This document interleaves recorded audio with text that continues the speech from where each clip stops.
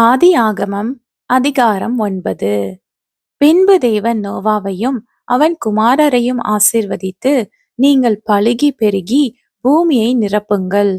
உங்களைப் பற்றிய பயமும் அச்சமும் பூமியில் உள்ள சகல மிருகங்களுக்கும் ஆகாயத்திலுள்ள சகல பறவைகளுக்கும் உண்டாயிருக்கும்.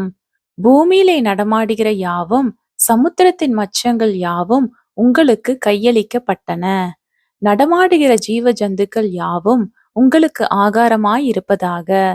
பசும் பூண்டுகளை உங்களுக்கு தந்தது போல அவைகள் எல்லாவற்றையும் உங்களுக்கு தந்தேன்.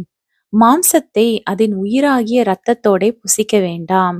உங்களுக்கு உயிராயிருக்கிற உங்கள் இரத்தத்திற்காக பழி வாங்குவேன்.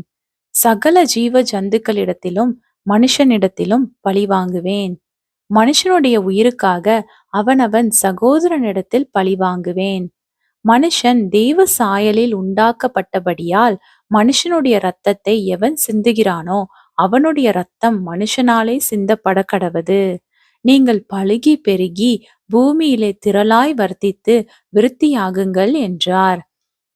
பின்னும் தேவன் நோவாவையும் அவன் குமாரரையும் நோக்கி, நான் உங்களோடும் உங்களுக்கு பின்வரும் உங்கள் சந்ததியோடும் உங்களோடே பேழையிலிருந்து புறப்பட்ட சகல ஜீவ ஜந்துக்கள் முதல் இனி பூமியில் உண்டாகப் போகிற சகல ஜீவ ஜந்துக்கள் பரியந்தம் பறவைகளோடும் நாட்டு மிருகங்களோடும் உங்களிடத்தில் இருக்கிற பூமியில் உள்ள சகல காட்டு மிருகங்களோடும் என் உடன்படிக்கையை ஏற்படுத்துகிறேன். இனி மாம்சமானவைகள் எல்லாம் ஜலப்பிரளயத்தினால் சங்கரிக்கப்படுவதில்லை என்றும் பூமியை அழிக்க இனி ஜலப்பிரளயம் உண்டாவதில்லை என்றும் உங்களோடே என் உடன்படிக்கையை ஏற்படுத்துகிறேன் என்றார். அன்றியும் தேவன் எனக்கும் உங்களுக்கும் உங்களிடத்தில் இருக்கும் சகல ஜீவ ஜந்துக்களுக்கும் நித்திய தலைமுறைகளுக்கென்று நான் செய்கிற உடன்படிக்கையின் அடையாளமாக நான் என் வில்லை மேகத்தில் வைத்தேன். அது எனக்கும் பூமிக்கும் உண்டான உடன்படிக்கைக்கு அடையாளமாயிருக்கும். நான் பூமிக்கு மேலாய் மேகத்தை வருவிக்கும் போது அந்த வில் மேகத்தில் தோன்றும். அப்பொழுது எல்லா மாம்ச ஜீவன்களையும் அழிக்க இனி ஜலமானது பிரளயமாய் பெருகாதபடிக்கு எனக்கும் உங்களுக்கும் மாம்சமான சகல ஜீவ ஜந்துக்களுக்கும் உண்டான என் உடன்படிக்கையை நினைவு கூறுவேன். அந்த வில் மேகத்தில் தோன்றும் போது தேவனுக்கும் பூமியின் மேலுள்ள சகலவித மாம்ச ஜீவன்களுக்கும் உண்டான நித்திய உடன்படிக்கையை நான் நினைவு கூறும்படிக்கு அதை நோக்கி பார்ப்பேன். இது எனக்கும் பூமியின் மேலுள்ள மாம்சமான யாவுக்கும் நான் ஏற்படுத்தின உடன்படிக்கையின் அடையாளம் என்று நோவாவோடே சொன்னார். பேழையிலிருந்து புறப்பட்ட நோவாவின் குமாரர் சேம், காம், யாப்பேத் என்பவர்களே. காம் கானானுக்கு தகப்பன். இம்மூவரும் நோவாவின் குமாரர். இவர்களாலே பூமி எங்கும் ஜனங்கள் பரம்பினார்கள்.